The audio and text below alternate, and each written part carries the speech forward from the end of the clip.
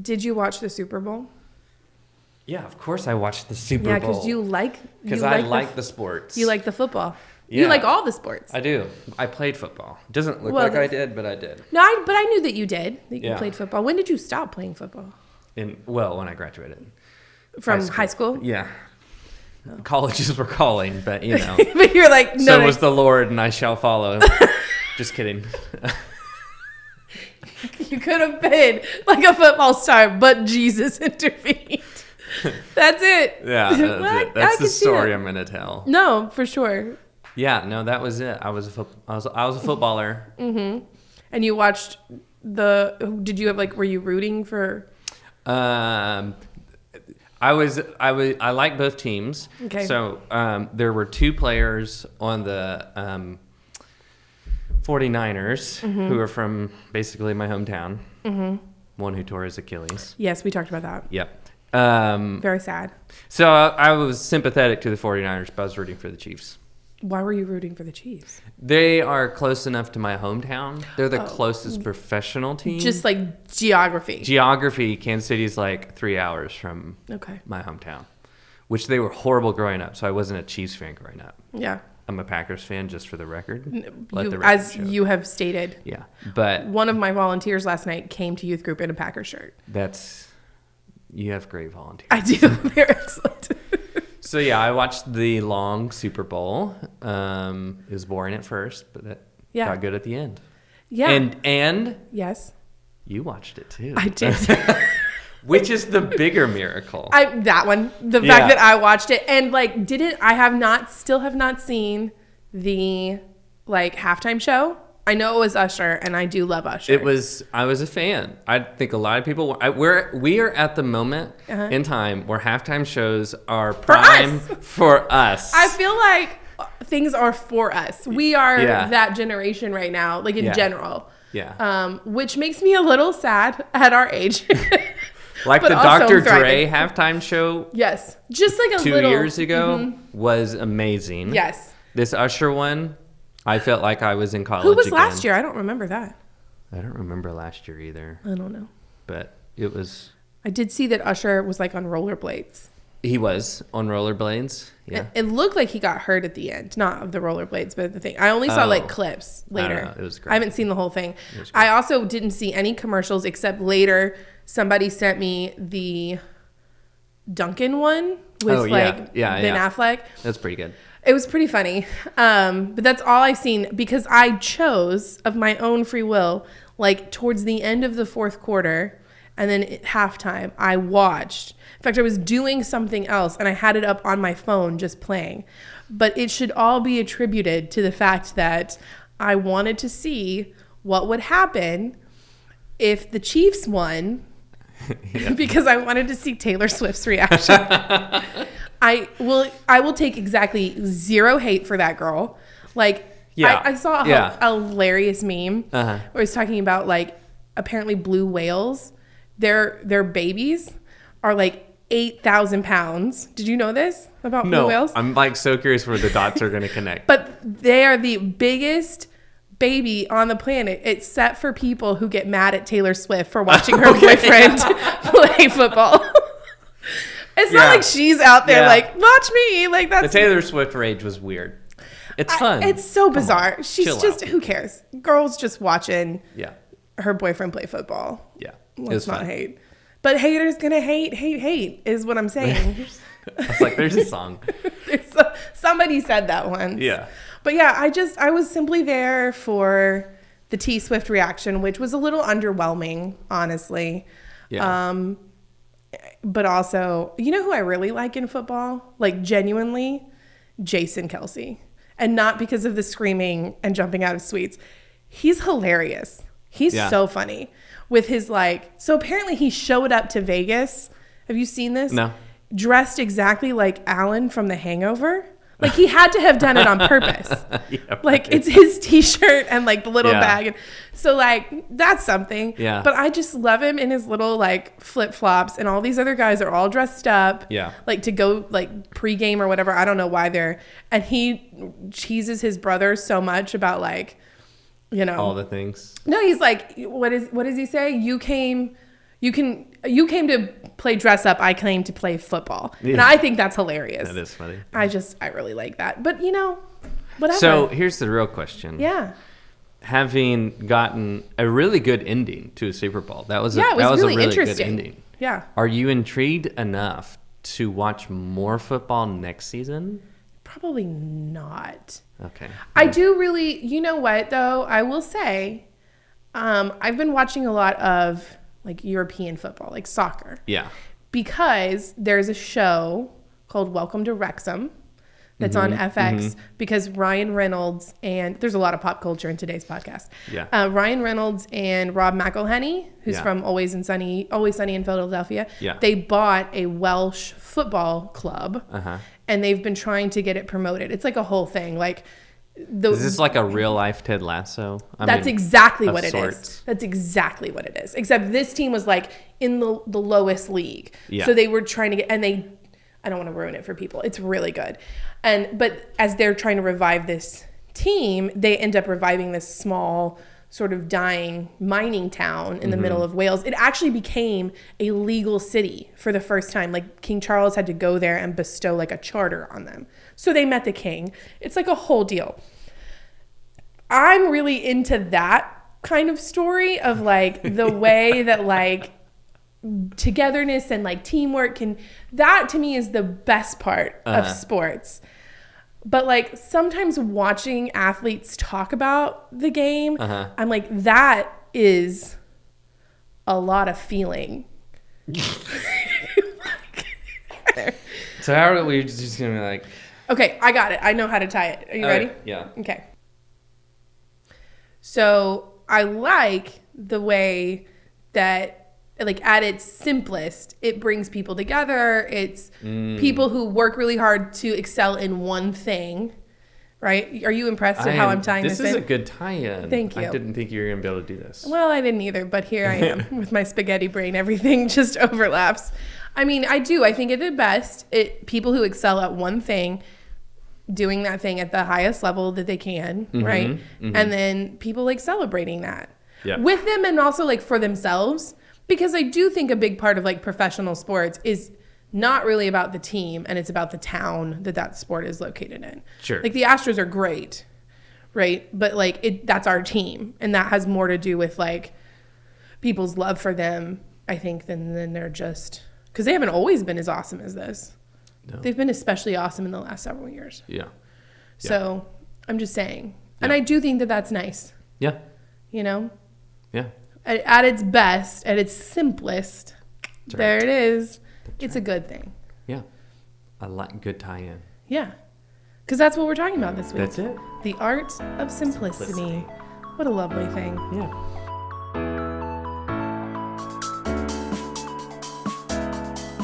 Well, I'm Becca. I'm the pastor of Family Ministries here at Katie First. And I'm Mark. I'm the senior pastor here at Katie First. Welcome to Katie First Family Podcast, where we offer ideas, encouragement, and inspiration to help you and your family grow as joyful disciples of Jesus Christ.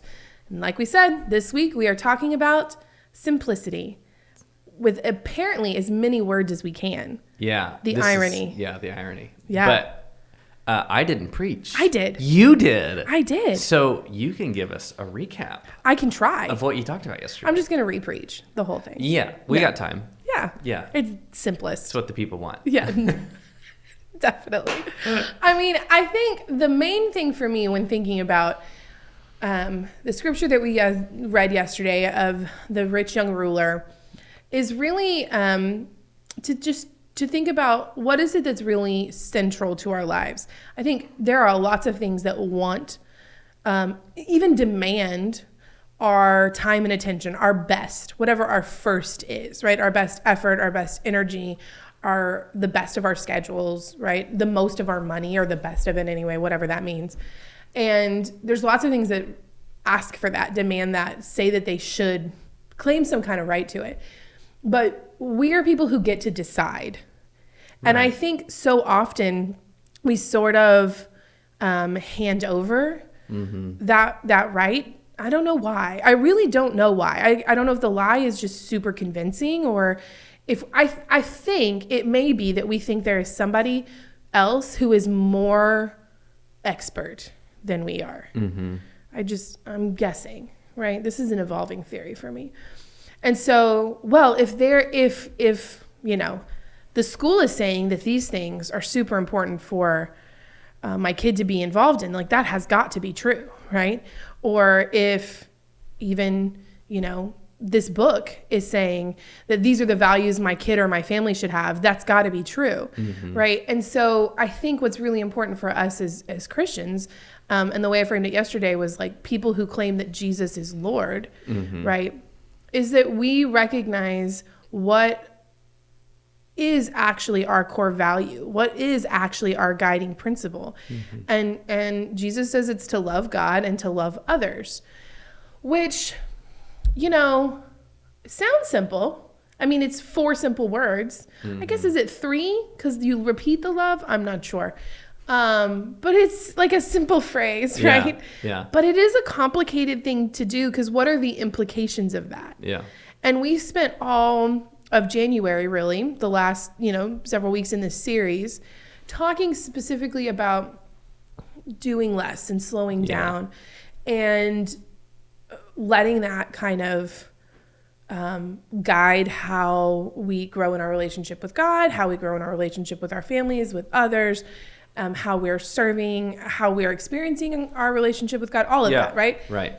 And so for me, my hope was that in saying it so succinctly, that these are the core values, it would make some of the other things a little bit easier for us to enumerate. When everything is asking for a yes from you, mm-hmm. and you have to give a no somewhere because mm-hmm. you're committed to to slowing down and doing less, how do you make that decision?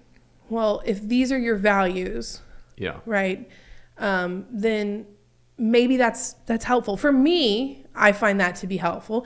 And in general, in conversations with families, when families have put their finger on these are our values, mm-hmm. and maybe values is a bad word. Priorities, I think, is a better one, mm-hmm. right? These are our priorities, or more, not bad word, but more helpful word. Yeah.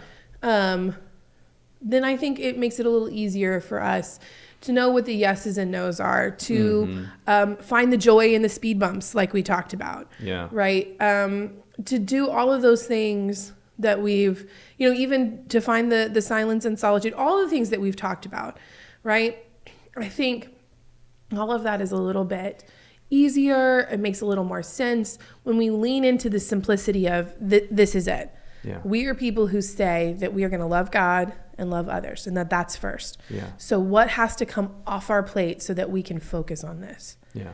And as difficult as that can be, I do find it actually very freeing, which is why Jesus says what he says about it being, a light burden and an easy yoke. Yeah.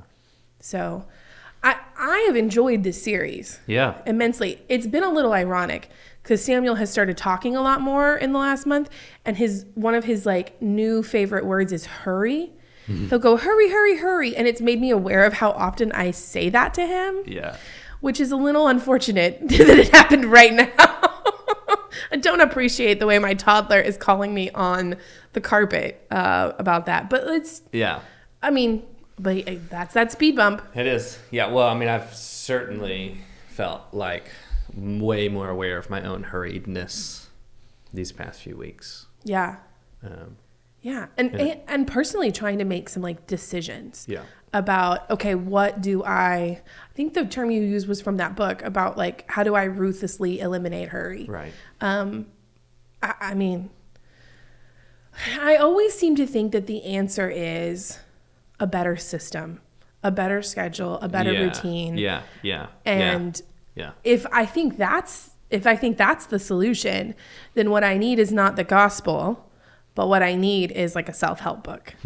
Yeah. You know what I'm saying? Yeah. So if instead that I claim that the good news is actually mm-hmm. that Jesus is Lord, if that's really what I want to lean into, then it's not about 5 simple steps to make my family life better or to find more time in my day. Yeah.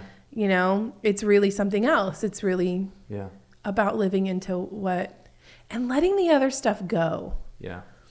I wish I talked about that more. Well, I think, I'm the linchpin between what we've just come from, and especially the way you ended the series on simplicity. This isn't just a conversation about getting rid of your stuff. Right. Which there's merit in that. But you were 100%. just like, really, this is a conversation about finding out what's most important and letting stuff fall away. Yeah. And I feel like the linchpin now, between the ending of that into this new season of Lent, which is a season that's marked by this traditional practice of fasting, right, is really nice. Because sometimes, even though we might in our mind know Jesus said love God, love others was important, that still sort of has to like seep into us, like values. What's most important, we can have actual ones that we live, and we can have like aspirational ones, and the difference between those is actual ones are actually motivating and moving you. Aspirational ones, I love thinking about, I wish I worked out a lot. It's aspirational. Like, I don't live that. And so, like, there's something that has to, like, we have to get into our bones, into our spirit, into our life, into our families. Not just things that we say are important, but things that we somehow not just live, but are now they're actually motivating how we live. And that's hard. Like, that doesn't just come from, like you said, read a book. Right. It doesn't come just from a self-help book. That's where this slow formation in the life of Christ in and through us has to happen. And that takes practice. It takes small ways. It takes conversations. It takes... And Lent, I think, is one of those invitations that allows us to do that. So, like, just even thinking about how do we move from like this art of simplicity? How can we figure out what's most important? And I've always so a few years ago, imagine this, I actually started fasting during Lent 1 day a week, like literally, like from food. From food. I'd never actually done that growing up. I'd always done like from sweet, mainly social media, TV, or something. And those are good. But I'd never actually done the food part. And so I was like, I'm going to try it. So one day a week, Fridays for my day, I would start the night before. Dinner was the last meal I'd eat, and then I wouldn't eat till dinner the next day. And I'd do water and I think eventually just coffee, so like some liquids, but didn't eat food. And over the course of doing that for a while, one of the things that I felt like it did for me is that it reset my appetite. Meaning, I felt like I stopped craving some things that I used to crave. And to me, any form of fasting, whether it's literally from food or social media or this or that, is the invitation to take even something as necessary as food and to intentionally push pause on it, not because that practice in of itself is just holy, but that the other side of that is it gives us a moment to reset appetites. In other words, it gives us a moment to go, oh, now I know what's most important again. Or my body actually craves what's healthy for me again. And I think about our families now. So like if we are trying to sort of linchpin what you've said in like simplicity is knowing what's most important and the freedom that comes from that. Okay, let's move into Lent and let's maybe embrace the practice of fasting or something and pushing pause on it. And not just to look holy, but to know that maybe there's an element where I can push pause somewhere. Because it's going to give me 40 days in Lent, right? Well, technically. It's like 47 Sundays. Or something, Because on the other end of that, you might get a little more clarity on what's most important. And I think every family that looks different. And that could be something as simple as like turning off the TV when you watch dinner to typical pause on social media or something, or phones, or so it can be like you don't have to add something, you could strip away something intentionally, because at the end of this season you may go, oh yeah, I see more clearly why something's important. Yeah. Or it could be that you do add something, a way of serving, or a way of, so it's not like there's one exact thing that you have to do, but it's to know I am doing this because this is going to help me remember what's most important. Yeah. And so I'm just thinking about how we could do that with our families, with our kids, how we could have those conversations with them. Hey, you're not just not eating sweets because that's holy. Right. Right. But like, you know what? Hey, at the end of that, you may find like, maybe has your energy changed? Yeah. Like, can you literally feel in your body something that's changed? Yeah. Every time that you really wanted something and it made you go, I'm doing this because, there's something about my faith. Did it make you think about God more often throughout the week? Yeah. Maybe you want to go back to eating a Snickers every day, but for a season you were forced to think, I'm not, and it forced you into a thought about God. Yeah. So like, it's finding like the practice is a means to something else. I think that's important when we're talking about it with our families. How can you help every member of your family decide what it is? I mean, maybe you're going to do something together, especially if you're picking something up, or if there's some kind of communal thing that you've all been doing that you're like, we're not doing that anymore. Yeah. That could be really important. I think that teaching our kids, however old they are, to start to have some self-reflection. So one of the things that I recently read that I'm trying to do with Samuel is that you should repeat back to them, so he's almost 2. Next week, not that I'm traumatized by it, it's fine. But he's not old enough to really know how to reflect, right? So I just, at the end of the day, during bath time or as we're getting in bed, just repeat to him what he did that day. Wasn't today such a good day, buddy? We had milk and cuddles this morning and watched Bluey, and then we played outside. I mean, really easy stuff, right? Like, I'm not trying to like embellish it or make it better, but like what I'm trying to do is teach him how to look back and have some reflection, so that as he gets older, he starts to do that on his own, so that as he gets even older than that, he's able to self-reflect and go, so what was like good and wonderful, and what do I maybe want to shift for myself? Like, what would, point me back to who God's calling me to be, all of those kinds of things that we want for our kids, right?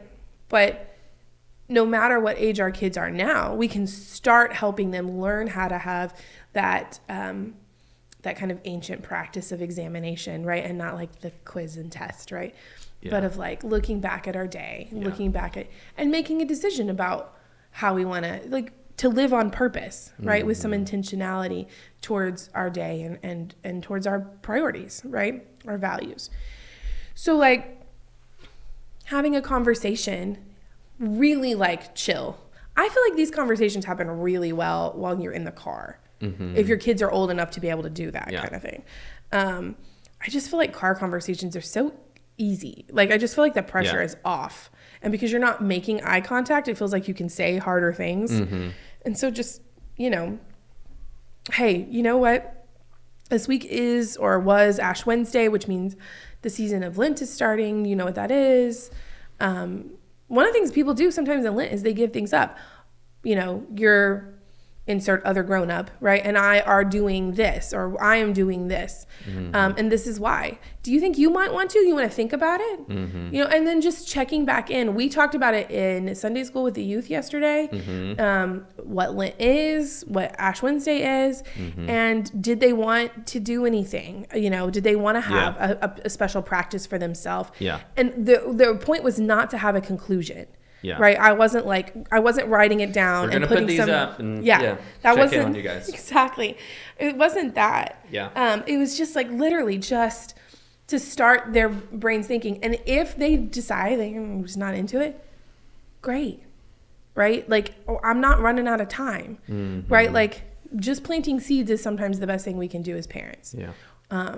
So just having that conversation and modeling, whatever kind of practice that you're going to do, I think is important. I do feel like it is important to note that Lent is not intended to be like a time for like home care, like best practices kinds of thing. Not that you can't take care of your home. I'm here for that.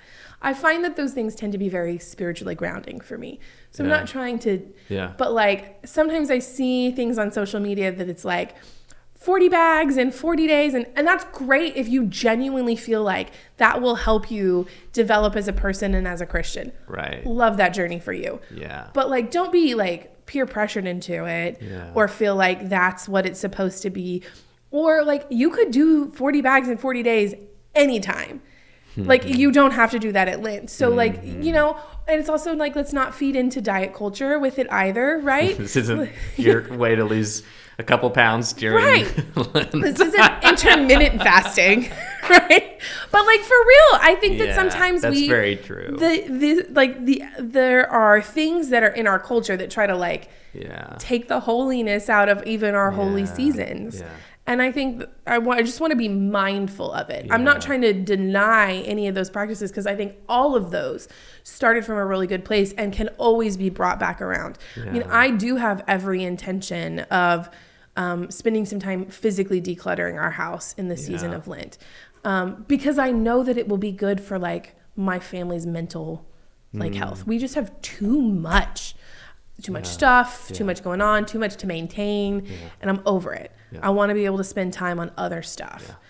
But that's not the same as being like, I'm going to take a picture of how much stuff I got rid of at the end of 40 days, Yeah, I mean, this is meant to bring us, in the truest sense of what repentance is, to come back home. That's why we start, it's maybe one of the reasons why we start remembering we come from ash. Like it's literally pulling us back to the creation story and like God, us needing the breath of God in us. Like it's meant to pull us back to our humanity, meant to pull us back to what's most important. And it's almost like Lent assumes, which I love, your life's going to get chaotic throughout the year and you need a season and to go, oh man, I need to push pause. Yeah.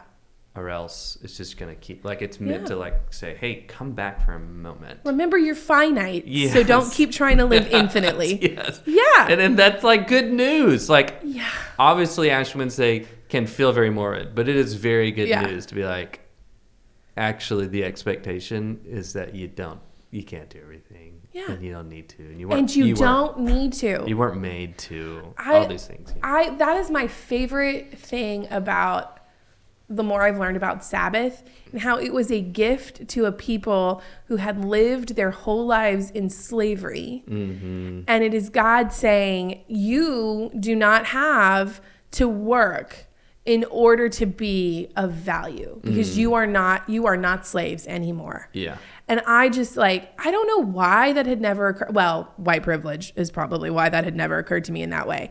But I don't know why I didn't really understand the depth and the beauty of a God who reshapes even how we order our days in ways to remind us of how beloved we are. Yeah. I mean, at its core, that is what Lent should be. Yeah, that's it. As a reminder of how beloved we are, not how shameful and dirty and bad we are, or how many things we need to how many ways we need to apologize or come groveling, but really how beloved we are and how things get hard. Yeah. And we mess up, we fall down, we fall short. Yeah. But that is not intimidating to the God who made us, knows us, loves us, breathed life into us, and who desires to do that still. Yeah.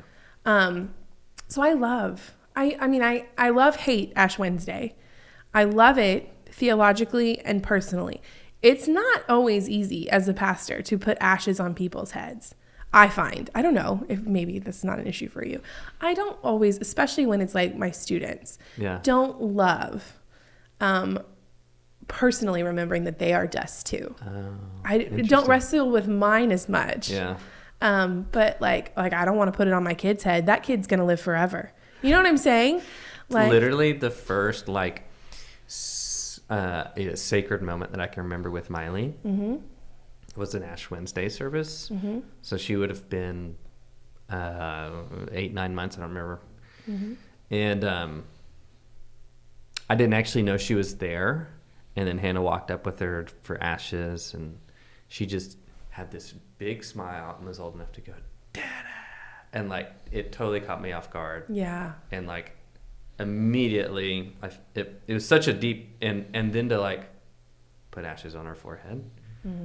I actually loved it, but I can totally understand why that would also feel like, sometimes it's just tough. I mean, sometimes I really just struggle with it. And it may just depend on the moment or where my head's at. I don't know. Yeah. But like, it's tough. Yeah.